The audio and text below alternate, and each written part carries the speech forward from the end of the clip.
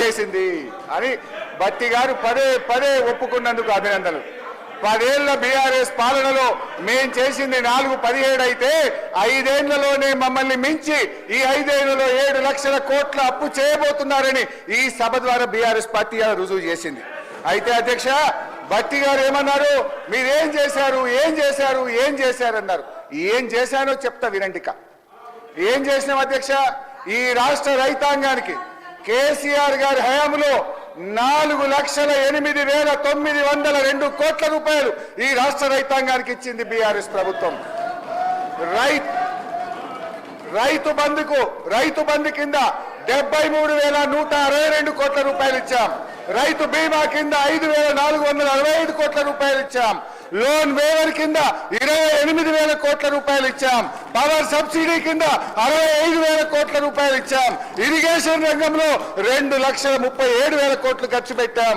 ఈ రాష్ట్ర రైతాంగం మేలు కోసం 4,08,000 కోట్ల రూపాయలు ఈ రాష్ట్ర రైతుల కోసం బీఆర్ఎస్ ప్రభుత్వం ఖర్చు పెట్టింది అధ్యక్ష. దాని ఫలితమే బీఆర్ఎస్ ప్రభుత్వ హయాంలో ఎంతో అద్భుతంగా మేలు జరిగింది. ఇవాళ ఎట్లా జరిగింది, 10 ఏళ్ల బీఆర్ఎస్ పాలనలో ఆనాడు మేము ప్రభుత్వం చేపట్టినాడు 68 లక్షల టన్నుల ఉత్పత్తి ఉంటే 1,68,00,000 టన్నులకు వరి ఉత్పత్తి పెరిగిందంటే మా ప్రభుత్వం రైతులకు చేసిన మేలు వల్ల. సాగు విస్తీర్ణం 1,31,00,000 ఎకరాల నుంచి 2,22,00,000 ఎకరాలకు 68% పెరుగుదలతో సాగు విస్తీర్ణం పెంచి మేము చూపించాం. ఇప్పుడు ఎందుకంటే అధ్యక్ష ఇట్లా చెప్పుకుంటూ పోతే చాలా ఉన్నాయి.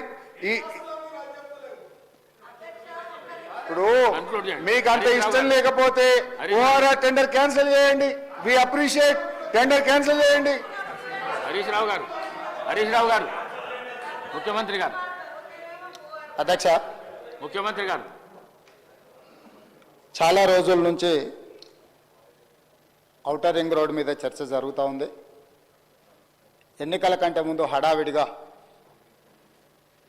సరైన విధి విధానాలు అవలంబించకుండా టెండర్ ప్రాసెస్ను డీవియేట్ చేసి కొద్దిమంది వ్యక్తులకు ఆయాచిత లబ్ధి చేకూర్చడానికి ఔటర్ రింగ్ రోడ్డును అప్పచెప్పిండ్రని సమాజం అంతా, తెలంగాణ రాష్ట్రం అంతా దీని మీద తీవ్రమైన చర్చ జరిగింది.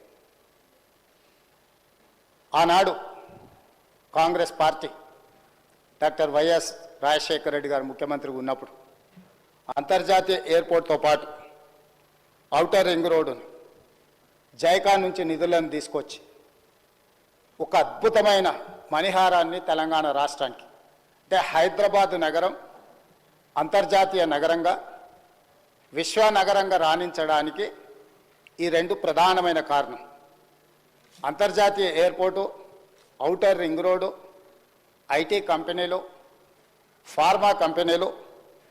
ఈ తెలంగాణ రాష్ట్ర ఆదాయంలో 60-65% ఈరోజు మన బడ్జెట్లో వస్తుంది అని అంటే ఆనాడు కాంగ్రెస్ పార్టీ తీసుకున్న నిర్ణయాల వల్ల ఈరోజు ఈ రాష్ట్ర ఆదాయం అత్యధికంగా పెరిగింది.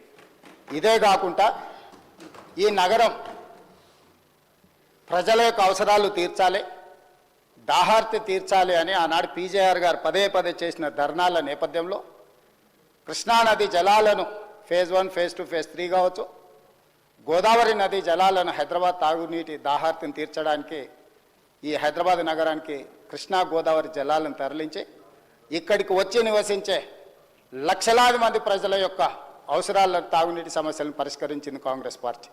ఇదే కాకుండా ప్రపంచ నగరంతో పాటు పోటీ పడాలి అని అంటే, ఈ దేశంలోనే అద్భుతమైన నగరంగా హైదరాబాద్ నగరం రాణించాలి అని అంటే మెట్రో రైలు ఉండాలి, మెట్రో అంతర్జాతీయ ప్రమాణాలతో ఉండాలి అని ఆనాడు పబ్లిక్ ప్రైవేట్ పార్ట్నర్షిప్లో ఈ నగరానికి మెట్రో రైలును తీసుకొచ్చి ఈ నగరాన్ని ప్రపంచ చిత్రపటంలో కాంగ్రెస్ పార్టీ పెట్టింది. అంటే ఈరోజు ఈ నగరం అంతర్జాతీయ నగరంగా రాణించడానికి కారణం కృష్ణా గోదావరి నదీ జలాలు, ఔటర్ రింగ్ రోడ్డు, అంతర్జాతీయ ఎయిర్పోర్టు, మెట్రో రైలు, ఐటీ కంపెనీలు, ఫార్మా కంపెనీలు, శాంతి భద్రతలను కాపాడడం, మత సామరస్యాన్ని పెంపొందించడం, ఇలాంటి ఎన్నో విధానపరమైన నిర్ణయాలు, కఠినమైన నిర్ణయాలు, రోజుకు 24 గంటలు నిరంతర విద్యుత్తు, ఒక్క నిమిషం కూడా పరిశ్రమలకు విద్యుత్ కోతలు ఉండకూడదు. 100% రోజుకి 24 గంటలు, సంవత్సరానికి 365 రోజులు విద్యుత్ సరఫరాను నిరంతరాయంగా అందించినప్పుడే ఈ నగరానికి ప్రపంచ స్థాయి పెట్టుబడులు వచ్చి పరిశ్రమలు వచ్చి ఈ నగరం అభివృద్ధి చెందుతుంది. ఇక్కడ చదువుకుంటున్న యువతీ యువకులు డాక్టర్లుగా, లాయర్లుగా, ఇంజనీర్లుగా ముఖ్యంగా రాణించాలి అని ఆనాడు ఎన్నో కాలేజీలతో పాటు ఆనాటి ప్రభుత్వం తెచ్చిన ఐఎస్బి కావచ్చు, IIIT కావచ్చు, ఐఐటీలు కావచ్చు, ఇట్లాంటి అంతర్జాతీయ విద్యా సంస్థల్ని తీసుకొచ్చి ఆ సంస్థల్ని పెంపొందించి ఒక క్రీడా స్ఫూర్తిని పెంపొందించాలని క్రీడా స్టేడియంలను కట్టడమే కాకుండా అంతర్జాతీయ స్థాయి క్రీడల్ని నిర్వహించడం ఈ హైదరాబాదు నగరంలో ఆనాడు ప్రభుత్వాలు తీసుకురావటంటే హైదరాబాదు నగరం రాణించింది. అందుకే ఈరోజు మనము 2 లక్షల పైచిలకు కోట్ల బడ్జెట్కు చేరినామంటే ప్రధానమైన ఆదాయం ఇదే. వీటితో పాటు జలయజ్ఞంలో భాగంగా తెలంగాణ రాష్ట్రం ఎడారిగా మారిపోతుంది.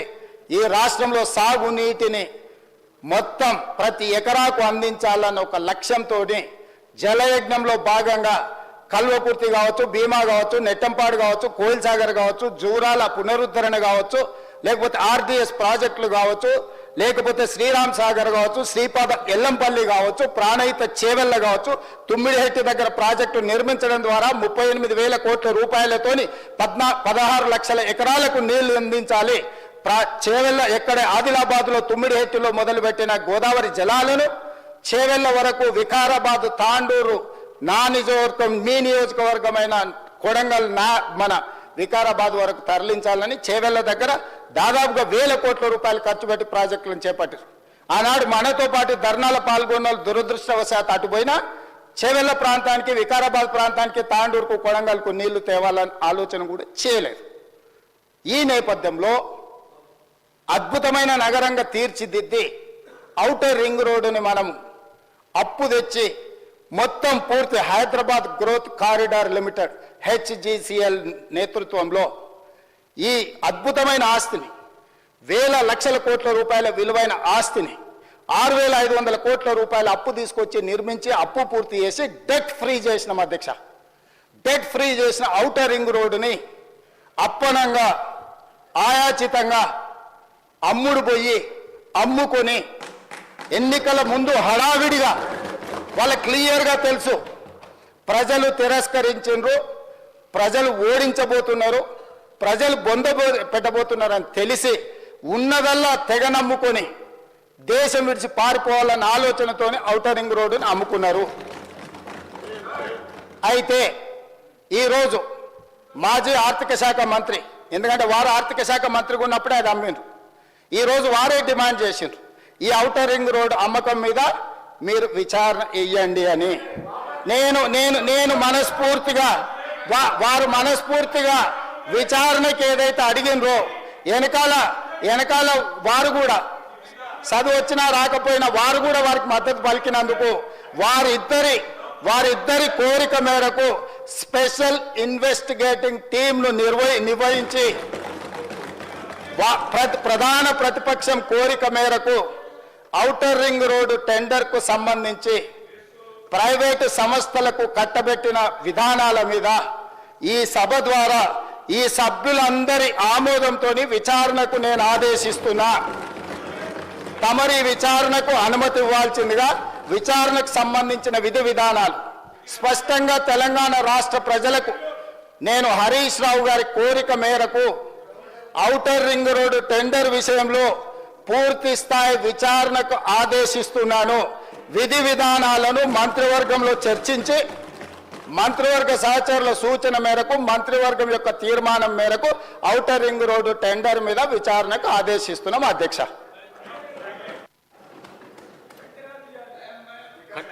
కన్క్లూడ్ చేయండి మీరు. ఒక్క నిమిషం, నేను వాళ్ళకి బోను కానీ సరే రికార్డులు వెరిఫై చేస్తే మీకు తెలుస్తుంది. నేను ఎక్కడ కూడా విచారణ వేయమని అనలే. అక్కడ నుంచి బట్టిగారు లేచి వి వెల్కమ్ విచారణ, దానికి మేము వెనకకు పోము, వి వెల్కమ్. కానీ విషయం చెప్పదలుచుకున్నా అంటే ఎంత కన్వీనియంట్గా ముఖ్యమంత్రి గారు మాట మారుస్తారనేది రాష్ట్ర ప్రజలకు మీకు రికార్డులు చూస్తే తెలుస్తుంది. బట్టిగారు లేచి పదే మీలాగా ఓఆర్ఆర్ అమ్ముకోలేదంటే మీకు అంత ఇష్టం లేకపోతే దాన్ని రద్దు చేయండి, వాపస్ తీసుకోండి అని నేను అన్నా. అయితే ఇప్పుడు ముఖ్యమంత్రి గారు లేచి సరే విచారణ వేస్తామన్నారు. We welcome. కానీ నేను ఈ సందర్భంగా కోరేది ఏంటంటే ముందు రద్దు చేసి ఆ విచారణకు ఆదేశించండి, రద్దు చేయండి అని చెప్పి ఆ టెండర్లు రద్దు చేసి విచారణకు ఆదేశించాలని మీ ద్వారా కోరుతా ఉన్నాను. ఇకపోతే అధ్యక్ష, ఇంక దాంట్లో పోతే డైవర్ట్ అవుతుంది కనుక I will come back to అప్పులు. ఇకపోతే అధ్యక్ష కన్క్లూడ్ చేయండి హరీష్ రావు గారు. అరే ఎక్కడ సార్, ఇంకా సగం కూడా కాలేదు. ప్లీజ్.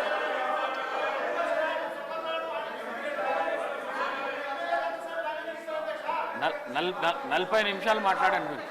అంటే ఎన్ని ఇంటరప్షన్స్ సార్? ఇప్పుడు 20 ముఖ్యమంత్రి గారు లేచిరి, బట్టి గారు 3 సార్లు లేచిరి, పొంగులేటి గారు లేచిరి, హరీష్ రావు గారు, మా రాజగోపాల్ రెడ్డి అన్న గారు లేచిరి, హరీష్ రావు గారు, ఇంతమంది డిస్టర్బ్ చేస్తే నేను 20 నిమిషాలు డిస్టర్బ్ చేసిండ్రు. అంటే వాళ్ళకి ఆన్సర్ చేయడానికి టైం అంతా పోయింది కదా సార్. 40 minutes మీరు మాట్లాడింది. సార్ ఇది important subject sir, important subject sir.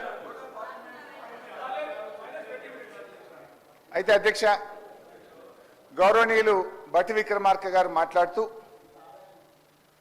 ఇప్పుడు ఏమంటారంటే మేమేదో అప్పులు కట్టామన్నారు. బీఆర్ఎస్ ప్రభుత్వ హయాంలో మేము సంపద పెంచాం, పేదలకు పంచాం. సంపద పెంచడమే కాదు పేదలకు పంచాం. అదేవిధంగా అప్పులు మేము కూడా కట్టాం అధ్యక్ష. మీరు వారసత్వంగా ఇచ్చినటువంటి అప్పులు మేము తిరిగి కట్టాం. మా ప్రభుత్వ హయాంలో చేసిన అప్పులు కూడా తిరిగి కట్టాం. మా 9.5-10 ఏళ్ల పాలనలో దాదాపు 3 లక్షల కోట్ల రూపాయల అప్పులు మిత్తిలు బీఆర్ఎస్ ప్రభుత్వం తిరిగి చెల్లించింది. మేము అప్పులు కడుతున్నామని మీలాగా 6 గ్యారెంటీలు ఎగబెట్టడమో 13 హామీలు 400 హామీలు బీఆర్ఎస్ పేరు చెప్పి తప్పించుకునే ప్రయత్నం మేము మీలాగా చేయలే. మేము ఆనాడు కాంగ్రెస్ పేరు చెప్పి మేము తప్పించుకోలే. కానీ మీరేమో బీఆర్ఎస్ పేరు చెప్పి అప్పుల పేరు చెప్పి 6 గ్యారెంటీలను ఎగవేయించాలని 6 గ్యారెంటీలు వాయిదా వేసే ప్రయత్నం చేస్తున్నారు. గౌరవనీయులు బట్టి విక్రమార్క గారు బాండ్ పేపర్ మీద సంతకం పెట్టించిండు. ముఖ్యమంత్రి గారి సంతకం బాండ్ పేపర్ మీద, బట్టి గారి సంతకం 100 రోజుల్లో 6 గ్యారెంటీలు అమలు చేస్తామని చెప్పి ఇవాళ ప్రజల్ని మోసం చేసింది కాంగ్రెస్ పార్టీ. ఏమైంది? మహాలక్ష్మి 2500 ఏమైంది? అవ్వాతాతల 4000 పెన్షన్ ఏమైంది? రైతు భరోసా 15,000 ఏమైంది? విద్యార్థి భరోసా కార్డు 5 లక్షలు ఎక్కడ పోయింది? 100 రోజులు కాదు 365 రోజులైనా మీ గ్యారెంటీలు అమలు కాక ప్రజల్లో వెళ్ళలేక రోజు రోజుకు మీ గ్రాఫ్ పడిపోతున్న పరిస్థితి ఉంది. సో మేము ఆ రోజు 10 ఏళ్లలో దాదాపు 3 లక్షల కోట్ల అప్పులు తిరిగి చెల్లించుతూనే మేము ఎన్నికల్లో హామీ ఇవ్వకపోయినా 73,000 కోట్ల రూపాయలు రైతు బంధు ఇచ్చాం. దాదాపు 6,000 కోట్లు రైతు బీమా ఇచ్చాం. ఇలా ఎన్నికల్లో హామీ ఇవ్వకపోయినా 11,000 కోట్ల రూపాయలు కళ్యాణ లక్ష్మి పథకం కింద ఇచ్చాం. మీరేమన్నారు? కళ్యాణ లక్ష్మికి తులం బంగారం కలుపుతామన్నారు.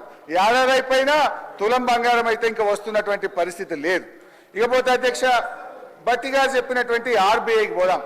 సరే, వైట్ పేపర్ ఒకటైతే క్లియర్ అయిపోయింది. వైట్ పేపర్ లో బీఆర్ఎస్ అప్పు 4,17,000, కాంగ్రెస్ అప్పు ఏడాదిలో 1,27,000. This is clear. ఇక now I will come to RBI. ఇక ఆర్బీఐకి వస్తే ఇది రిజర్వ్ బ్యాంక్ ఆఫ్ ఇండియా అనేది దేశంలో అత్యున్నతమైన సంస్థ. ఆర్బీఐ చెప్తున్న అనేక విషయాల్లో ఇవాళ ఇవన్నీ కూడా రికార్డ్స్ కూడా ఉన్నాయి. గౌరవనీయులు వారి దగ్గర బుక్ కూడా ఉంది. కావాలంటే పేజ్ వైజ్ కూడా నేను వారికి పంపిస్తాను, పేజ్ నెంబర్ కూడా చెప్తాను. ఆర్బీఐ రిపోర్టు 10 ఏళ్ల బీఆర్ఎస్ పాలనలో కొన్ని విషయాలు చెప్పింది. అన్ఎంప్లాయ్మెంట్ రేట్ 2013-14లో ప్రతి 1000కి 65 ఉంటే మేము దిగిపోయే నాటికి అది 35కు తగ్గించాం. అన్ఎంప్లాయ్మెంట్ ఇన్ అర్బన్ ఏరియాస్ ప్రతి 1000కి 94 ఉంటే మేము దిగిపోయే నాటికి దాన్ని 73కు తగ్గించాం. పావర్టీ ఇండెక్స్ మేము అధికారంలోకి వచ్చినాడు 13.18% ఉంటే మేము దిగిపోయే నాడు 5.88%. అదేవిధంగా పర్ క్యాపిటల్ ఇన్కమ్ 3,56,564కు 1,24,000 నుంచి పెంచాం. జిఎస్డిపి 4,08,000 నుంచి 15 లక్షల కోట్లకు పెంచాం. అగ్రికల్చర్ జీవీఏ 47.9 కోట్ల నుంచి 1,02,000 కోట్లకు పెంచాం. మ్యానుఫ్యాక్చరింగ్ జీవీఏ 57,000 కోట్ల నుంచి 1,23,000 కోట్లకు పెంచాం. ఇండస్ట్రీ జీవీఏ 1,02,000 నుంచి 2,45,000 కోట్లకు పెంచాం. Gross sown area in 1000 hectares 6,288 నుంచి 9,278కి పెంచాం. Net irrigated area in 1000 hectares 2289 నుంచి 3866,000 హెక్టార్లకు పెంచాం. రైస్ ప్రొడక్షన్ ఇన్ 1000 టన్స్ 5755 నుంచి 3 అంతలకు పైగా 16,874 కోట్లకు పెంచాం. Food grain production in 1000 tons 9142 నుంచి 20,276,000 టన్స్ కు పెంచాం. క్యాపిటల్ ఇన్వెస్ట్మెంట్ 90,71,000 కోట్ల నుంచి 1,87,82,000 కోట్లకు పెంచాం. ఓన్ ట్యాక్స్ రెవెన్యూ 29,000 నుంచి 1,31,000 కోట్లకు పెంచాం. Per capital availability of power 1,151 kilowatt hour నుంచి 2,398 కిలోవాట్ అవర్ కు పెంచాం. క్యాపిటల్ ఎక్స్పెండ్ ఇంకా చాలా ఉన్నాయి సార్.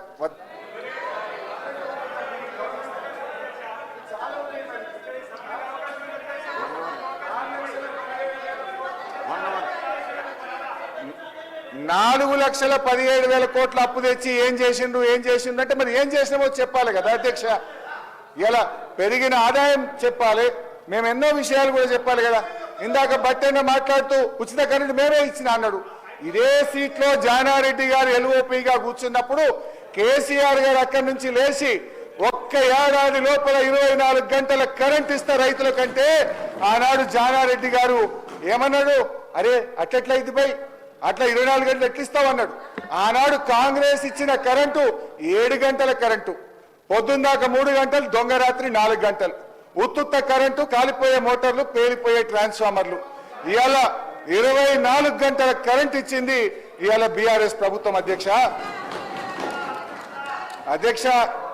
ఈరోజు బాధ కలిగేది ఏంటంటే రేవంత్ రెడ్డి గారు కానీ ఈ ప్రభుత్వం ఏం చేస్తుంది, మేమేదైనా ప్రశ్నిస్తే మమ్మల్ని దబాయించుడు, ఎంక్వైరీల పేరు మీద అక్రమ కేసులు పెట్టుడు, ఇదే కదా మీరు చేసేది. ఇవాళ మా కేటీఆర్ గారి మీద అన్యాయంగా రాష్ట్రం కోసం ఆయన పనిచేస్తే, రాష్ట్ర ఇమేజ్ ను పెంచే ప్రయత్నం చేస్తే కేటీఆర్ గారి మీద కేసు పెడుతున్నారు. మహేశ్వర్ రెడ్డి గారు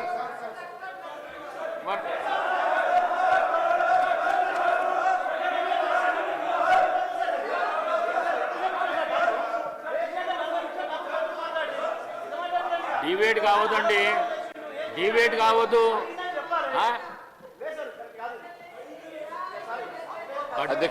బడ్జెట్ మీద చర్చ నడుస్తున్నది, కేటీఆర్ గురించి చర్చ నడుస్తున్నదా?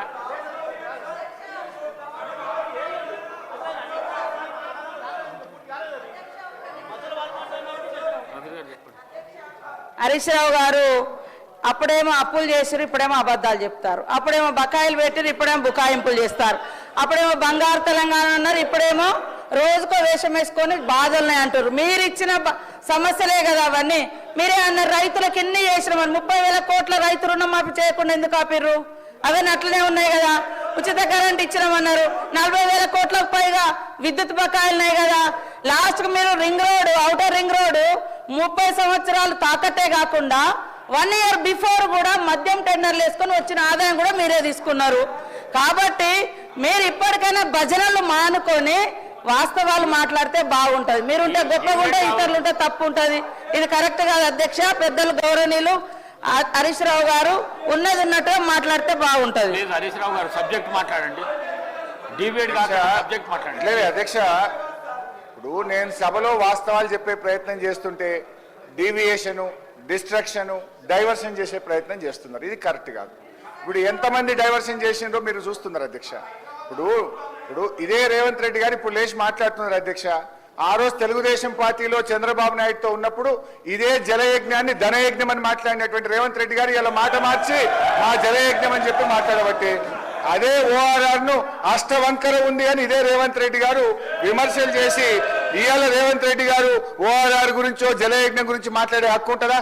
నాకు తెలుగుదేశంలో ఉంటేనేమో ధనయజ్ఞం అంటివి, అష్టవంకర అంటివి, ఇవాళనేమో మాట మార్చి మాట్లాడబట్టివి. ఇక అధ్యక్ష అక్క ఒక్క నిమిషం అక్క ప్లీజ్. హరీష్ రావు గారు ఒక్క నిమిషం. సబ్జెక్ట్ అంతా కూడా ఇప్పుడు మనం పెట్టిన దాంట్లో గ్యారంటీస్కి సంబంధించి నేను చూపించింది తప్పు, నేను చెప్పేది రైట్ అని వారు ఒక కాగితం తీసుకొని వచ్చి సభని బయట మాట్లాడారు. అదంతా వదిలేసి మిగతా అన్ని ఏదేదో మాట్లాడుతూ ఉన్నారు అధ్యక్ష. లేని పని ఇప్పుడు ముఖ్యమంత్రి గారు, కాంగ్రెస్ ముఖ్యమంత్రి గారు వారు అప్పుడెప్పుడు ఏదో ఉన్నారు మాట్లాడారంటే అది అసంబద్ధమైంది. ఇది అసంబద్ధమైంది, సంబంధం లేనటువంటి అంశాలు ఈ రకంగా అంటే మన దగ్గర విషయం లేనప్పుడు మిగతా అన్ని మాట్లాడుతుంటాం అధ్యక్ష. సబ్జెక్టు మనం పెట్టింది దీనికోసం ఆర్బీఐది అండి. ఆర్బీఐది మీరు మళ్ళీ ఫిబ్రవరి ఒక నెల అయితే అది కూడా వచ్చేస్తుంది. ఒక నెల అయితే దానిపైన యాక్చువల్స్ సిఏజీ వాళ్ళు ఇస్తారు, అది కూడా మళ్ళీ అప్పుడు అది వచ్చినప్పుడు మళ్ళీ మాట్లాడచ్చు. కాబట్టి దయచేసి సార్ చాలు, ఎనఫ్ ఆఫ్ డిస్కషన్. మిగతా సభ్యులకు కూడా ఇవ్వండి అధ్యక్ష. రొటేషన్ మీద మిగతా పార్టీ వాళ్ళు కూడా ఉన్నారు, మళ్ళీ కాంగ్రెస్ వాళ్ళు కూడా మాట్లాడాలా. అందరికి ఇచ్చి ముగించండి అధ్యక్ష. Thank you.